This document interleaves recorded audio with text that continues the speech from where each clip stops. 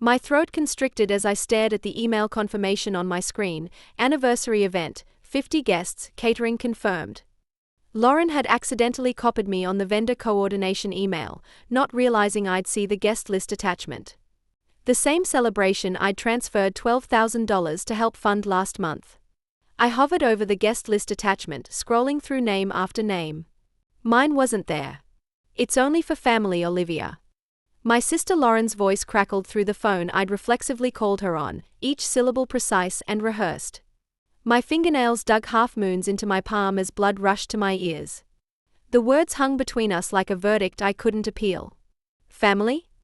I am family, I whispered, though I already knew her answer wouldn't change.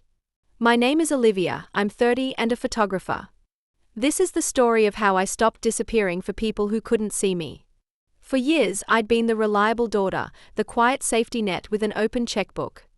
$15,000 for the roof repair after the storm damaged my parents' home.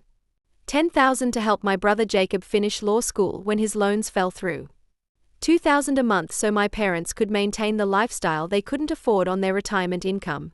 Each transfer accompanied by a soft thank you that evaporated the moment the funds cleared. Lauren was different, the actress with the perfect smile and flawless timing.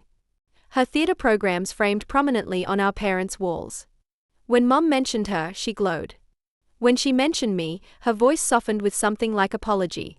She's busy with her photography, like it was an explanation for my absence rather than my presence. Last summer, I'd sent more money for what they called a small family dinner to celebrate their 30th anniversary. Then Lauren called, sweet but pointed. Could you cover Aunt Linda's airfare? It's only $1,200. For once, I said no.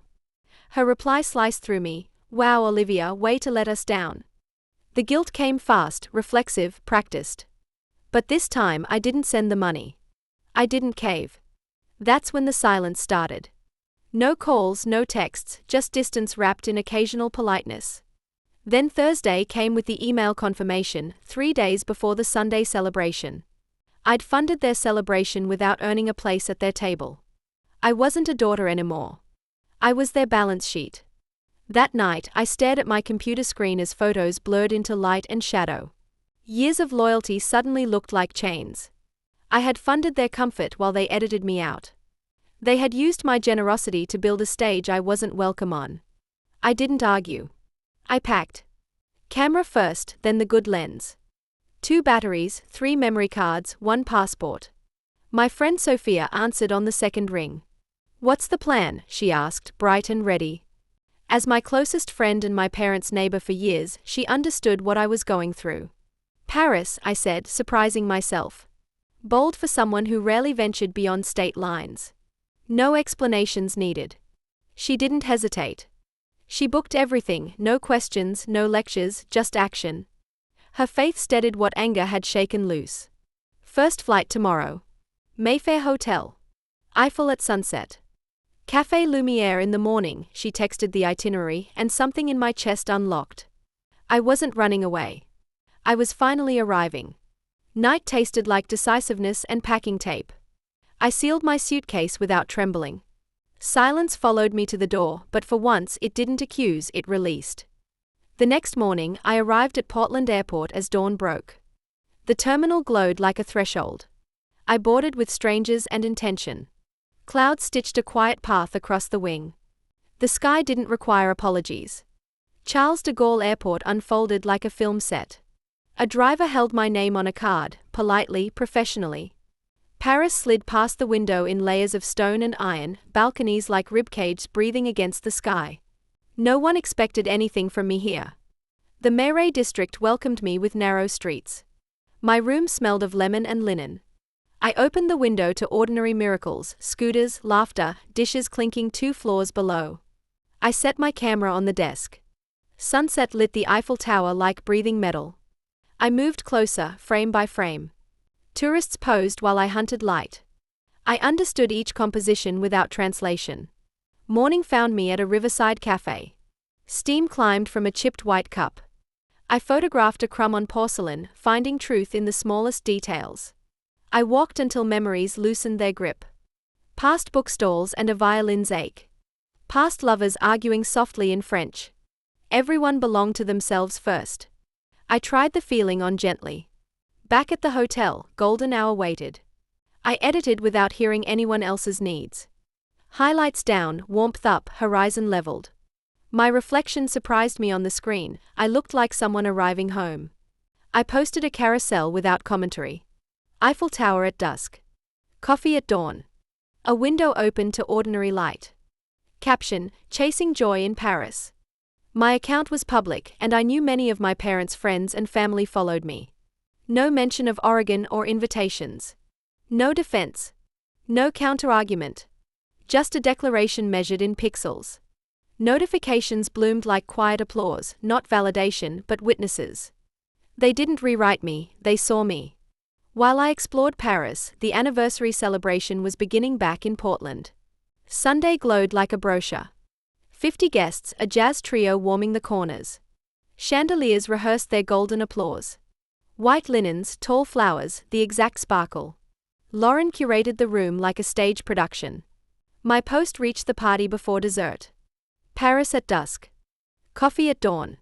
Chasing joy in Paris. No explanation. Just me, visible elsewhere. Phones lit up around the room. Whispers stitched themselves between tables. A cousin tapped another on the shoulder. A neighbor frowned at her screen.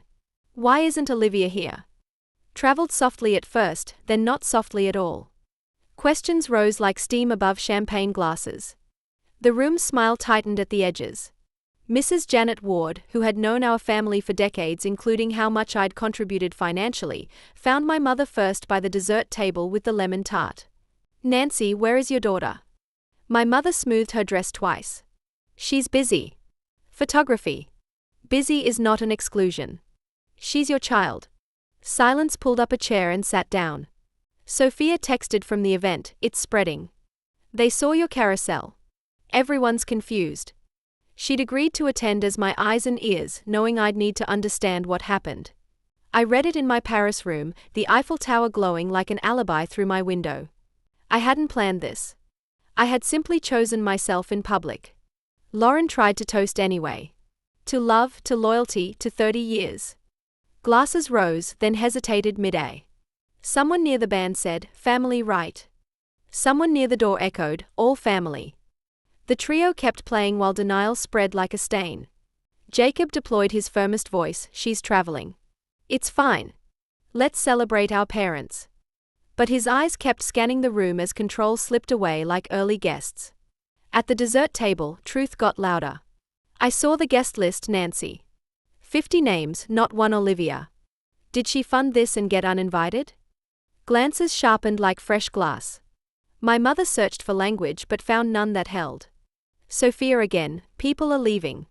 No one claps between songs. Lauren told someone you're too independent. The room heard it and winced. A deacon closed his tab early. A neighbor boxed her slice to go. Someone hugged my father with half an arm. Someone asked, why say family then? The chandelier light felt less generous. I stayed in Paris with my windows open. A scooter passed. A couple argued gently, then kissed. I watched the river carry the city's light. I let the future answer instead of me. Not punishment, perspective. They had chosen a story without me. The world offered me a different one. Jacob is posting vague quotes again, Sophia updated. People aren't buying it. Mrs. Ward won't let this go. By 9, the band packed carefully. By 10, chairs scraped against the floor like apologies. Lauren's smile quit before she did. My parents counted centerpieces like they might find answers there. I didn't gloat. I breathed. Sometimes the kindest mirror is distance. Sometimes the truest sentence is absence.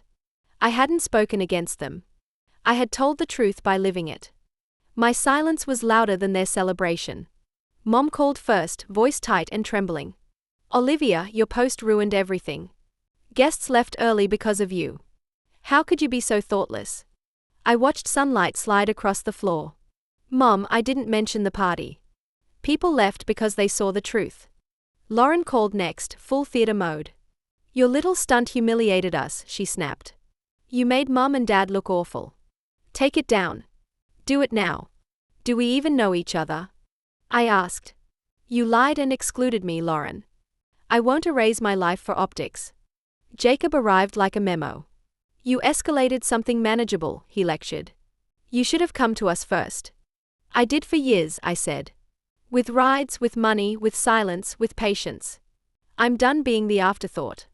You're blowing this out of proportion. He posted an hour later, some people choose selfies over family. Sad. Comments didn't land where he hoped. People knew exactly who he meant. Olivia funded that party. Why wasn't she invited?